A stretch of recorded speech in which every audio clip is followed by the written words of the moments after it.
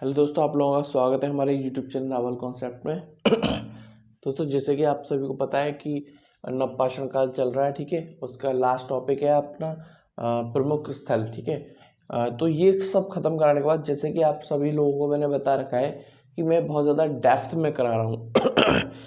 तो यूट्यूब के हिस्ट्री में कितना भी आप पेड ग्रुप में ज्वाइन कर लो या कुछ भी ज्वाइन कर लो, आपको इतना कंटेंट नहीं मिलेगा। इसलिए बोल रहा हूँ, वैकेंसी आ जाएंगे, आप इलेक्शन के चक्कर में ना रहें, अच्छे से मेहनत कर लें। बताना मैं ये चाह रहा हूँ कि जितने भी स्थल है ना, देखो ये तो हो गए, ये लगभग आपको मिल भी जाएंगे, लेकिन इसके बाद जो दक्षिण भारत से संबंधित मुख्य मुख्य स्थल रहते हैं नवपाषाण काल से संबंधित, उनके लिए भी स्पेसिफिक मैं अगली वीडियो उसी को डेडिकेटेड करूंगा, ठीक है।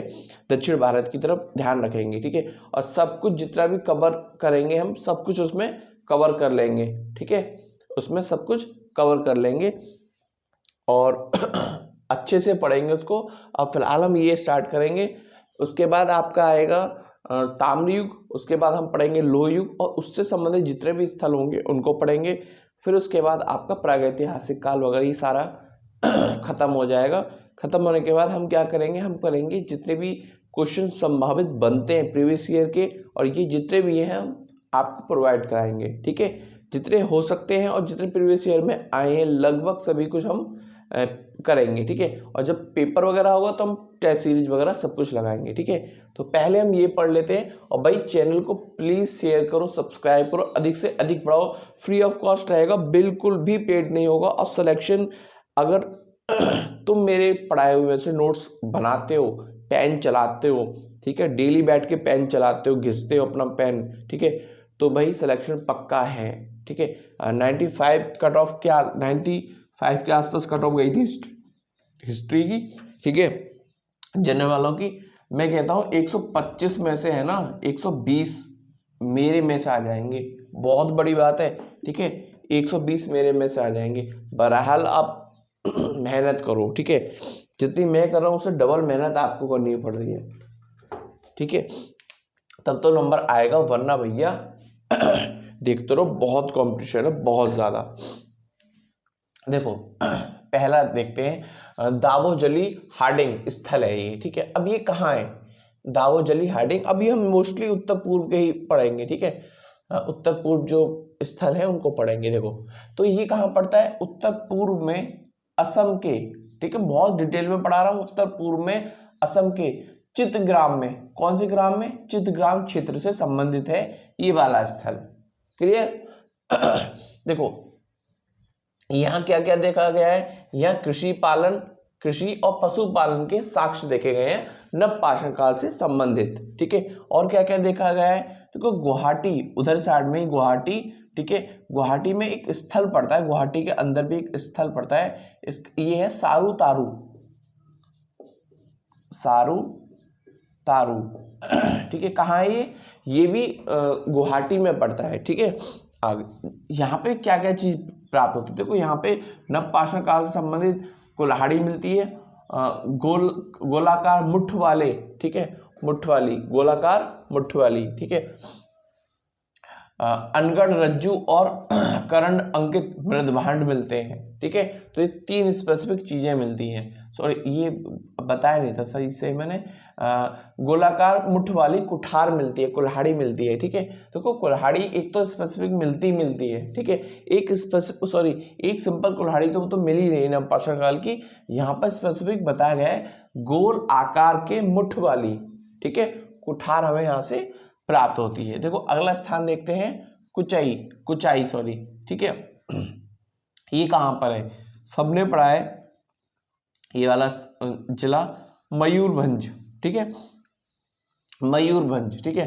तो उड़ीसा के मयूरभंज जिले में कुचाई नामक स्थल पड़ता है। यहाँ से क्या क्या पता चला, यहाँ से 2 स्तरों के बारे में हमें जानकारी प्राप्त होती है, एक है मध्य पाषाणिक स्तर और एक नवपाषाणिक स्तर, ठीक है। ज्यादा इंपोर्टेंट नहीं है, ठीक है। प्राप्त हुए हैं 2 स्तरों के बारे में यहाँ से प्राप्त के बारे में पता चलता है, ठीक है। तो अब ये वाला जो है ये अच्छा है, ये इंपोर्टेंट है। इसको देखते हैं, बनास की सहायक कोठारी नदी के किनारे स्थित है, कौन सा, बागों नामक स्थान राजस्थान में पड़ता है, ठीक है। बनास की सहायक कोठारी के किनारे ये स्थित है। ठीक है, और थोड़ा सा और देखते हैं, कहाँ पर है, भीलवाड़ा से 25 किलोमीटर दूरी पर। कहाँ से, भीलवाड़ा से 25 किलोमीटर दूरी पर। इसकी जो व्यवस्था स्पेसिफिक है इसमें जो पढ़ना है, सॉरी यही रीजन था, जो खांसी वगैरह सर्दी हो रही है कि 2 वीडियो नहीं डल पाई थी कल। ठीक है, देखो इसकी जो हमें ध्यान देने वाली बात है, इसमें मध्य पाषाणिक, ठीक है, दूसरा ताम्रयुगीन और तीसरा लोहयुगीन उपकरण हमें यहाँ से प्राप्त होते हैं। ठीक है, इस स्थल की खोज कब हुई थी, मतलब उत्खनन कब हुआ था, 1967 से 1969 तक। ठीक है, किसने करा था, डॉक्टर वीरेंद्र मिश्र और LS लेसनी ने इनका क्या करा था, उत्खनन कार्य करवाया था। ठीक है, यहाँ पे कृषि और पशुपालन दोनों के साक्ष्य प्राप्त होते हैं। ठीक है, आगे देखते हैं, देखो प्राचीनतम पशुपालन अर्थव्यवस्था के साक्ष्य हमें कहाँ से प्राप्त होते हैं। ठीक है, तो ये इंपॉर्टेंट है, स्टार लगा के लिखना है इसको। प्राचीनतम पशुपालन अर्थव्यवस्था के साक्ष्य बागौर और आदमगढ़ से हमें मिलते हैं। बागौर हमें पता है राजस्थान में, जो हम पढ़ ही रहे हैं। ठीक है, और दूसरा आदमगढ़। ठीक है, तो हमें कहाँ कहाँ से मिलते हैं, प्राचीनतम पशुपालन अर्थव्यवस्था के साथ साक्ष्य बागौर और आदमगढ़ से। ठीक है, आगे देखते हैं, बालाथल, ये भी कहाँ पड़ता है, राजस्थान में। उदयपुर से 42 किलोमीटर दक्षिण पूर्व बल्लभनगर तहसील में यह स्थित है। कौन सी, बल्लभनगर तहसील में स्थित है, इतना याद मत रखो। ठीक है, बालाथल। आगे देखते हैं, इसका उत्खनन कार्य कब हुआ, 1993 में। किसने करा, BN मिश्र ने, प्रोफेसर BN मिश्र ने। ठीक है, यहाँ की एक विशेषता है जो कि स्टार लगानी है, यहाँ के जो मृदभांड प्राप्त हुए हैं उनमें जो सिमिलैरिटी है, समानता जो देखी गई है, वो हड़प्पा के समय से जो मृदभांड प्राप्त हुए हैं उनसे उनके समान प्रतीत होते हैं, सिमिलैरिटी होती है। ठीक है, आगे देखते हैं, मतलब दोबारा बताता हूँ मैं, मृदभांड जो यहाँ से मिलते हैं, कहाँ से, बालाथल से जो हमें मृदभांड मिलते हैं, उनमें जो विशेषता है, जो भी विशेषता है उनकी, ठीक है, ऐसी समान विशेषता हमें हड़प्पा से भी मृदभांड जो प्राप्त हुए उनमें भी परिलक्षित होती है।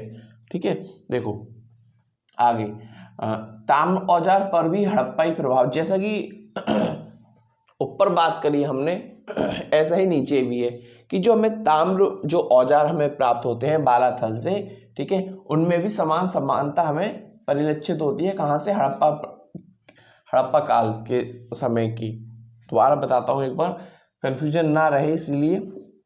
देखो जो ताम्र, देखो पहले हमें ऊपर क्या मिल रहे हैं, हमें मृदभांड मिलते हैं। मृदभांडों में क्या देखी गई, समानता देखी गई कि भैया जैसे मृदभांड बालाथल से प्राप्त हुए हैं, इसी प्रकार के मृदभांड, समानता वाले मृदभांड हमें हड़प्पा काल से भी प्राप्त हुए हैं। सेम ऐसा ही आगे ताम्र जो औजार जो हमें प्राप्त हुए हैं, जैसे ताम्र औजार हमें बालाथल से प्राप्त होते हैं, ऐसे ही हमें औजार कहाँ से प्राप्त होते हैं, हड़प्पा काल से प्राप्त होते हैं। तो मतलब समानता देखी गई है मृदभांडों में भी और ताम्र औजारों में भी।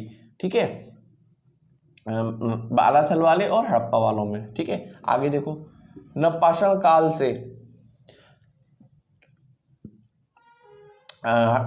काल से लेकर हड़प्पा सभ्यता तक का इस स्थल ने क्या करा है, प्रतिनिधि का केंद्र रहा है। ठीक है, मतलब ये जो है ना प्रतिनिधित्व करता रहा है हड़प्पा, नवपाषाण काल से लेकर हड़प्पा काल तक जितने भी चलते गए हैं ना काल, ठीक है, सबका प्रतिनिधि करा है इसने। ठीक है, मेन रहा है ये। यहाँ पर विशेष स्टार लगा लेना अच्छा करके। यहाँ पे 22 स्तरों का पता चलता है। कितने स्तर, 22 स्तरों का पता चलता है। मिट्टी, यहाँ पे एक और है, इसको भी स्टार लगाना। यहाँ पे मिट्टी का एक साण प्राप्त होता है। ठीक है, क्या प्राप्त होता है, मिट्टी का साण प्राप्त होता है। कहाँ से, बालाथल से। ठीक है, तो ऐसा प्रतीत होता है जैसा मिट्टी का जो साण यहाँ से प्राप्त होता है, समकक्ष ऐसे ही हड़प्पा काल में वृषभ जो हुआ करता था। ठीक है, जो मुद्राओं पर जो वृषभ की आकृति जो मिलती थी ना, तो समान सी लगती है कुछ, तो ऐसा लगता है कि जैसे कि हमने हड़प्पा समय में जो वृषभ जो मुद्राओं पर अंकित करा वो कहाँ से लिया, शायद, ठीक है। तो ऐसा प्रतीत होता है शायद बालाथल से ही लिया हो, ठीक है। तो उस आधार पर हमने समानता देखेगी कि भैया मिट्टी का साण यहाँ पे से भी मिलता है और हमें मुद्राओं पे वृषभ की आकृति भी मिलती है, ठीक है। तो ये एक समानता दिखाई देती है, ठीक है। तो इस समय यही प्रतीत होता है कि ये धीरे धीरे एक संस्कृति नवपाषाण काल से वही संस्कृति धीरे धीरे डेवलप होके हड़प्पा काल तक पहुंची थी। आगे देखते हैं।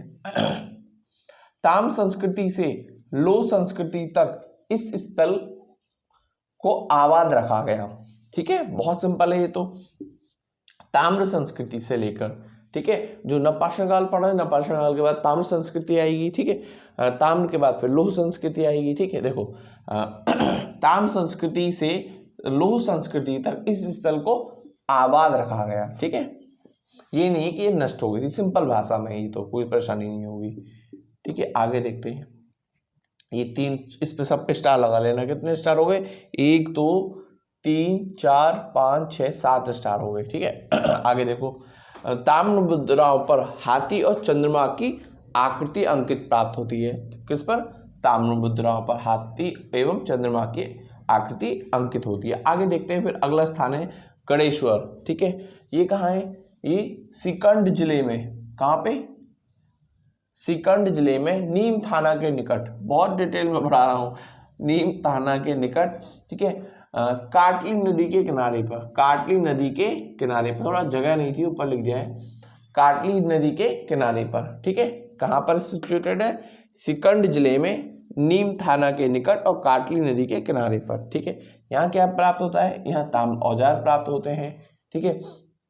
और जब ताम्र औजार प्राप्त होते हैं तो यही एक ऐसा स्थान है जहाँ से ये अनुमान लगाया जाता है कि शायद जो हम आगे सभ्यताओं को पढ़ेंगे, जब मोहनजोदड़ो हुई, हड़प्पा हुई, ठीक है, तो ये अनुमान लगाया जाता है कि शायद मोहनजोदड़ो और हड़प्पा को जो तांबा जो जाया करता होगा, ठीक है, वो कहाँ से जाता होगा, यहीं से जाता होगा, ठीक है। तो ये अनुमान लगाया गया है।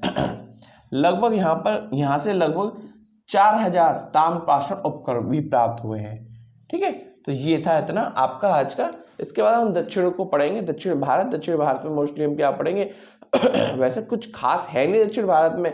कर्नाटक को पढ़ेंगे, आंध्र प्रदेश को पढ़ेंगे और 1-2 तमिलनाडु को पढ़ेंगे, ठीक है। ज़्यादा कुछ है नहीं, लेकिन पीजीटी है भैया पूछता है डेप्थ में, तो इसीलिए बोल रहा हूँ पेड कोर्सेज में भी आपको इतना डेप्थ में नहीं कराया जाएगा। इसीलिए आपसे रिक्वेस्ट है भैया थोड़ा सा सपोर्ट कर दीजिए, अधिक से अधिक शेयर कीजिए, अधिक से अधिक सब्सक्राइब करवाइए। फ्री ऑफ कॉस्ट रहने वाला है, कभी भी वैकेंसी आए, ठीक है, कभी भी ये लाइफ लॉन्ग प्लेलिस्ट आपकी हमेशा आपको फ्री ऑफ कॉस्ट मिलेगी, ठीक है। Thank you for watching.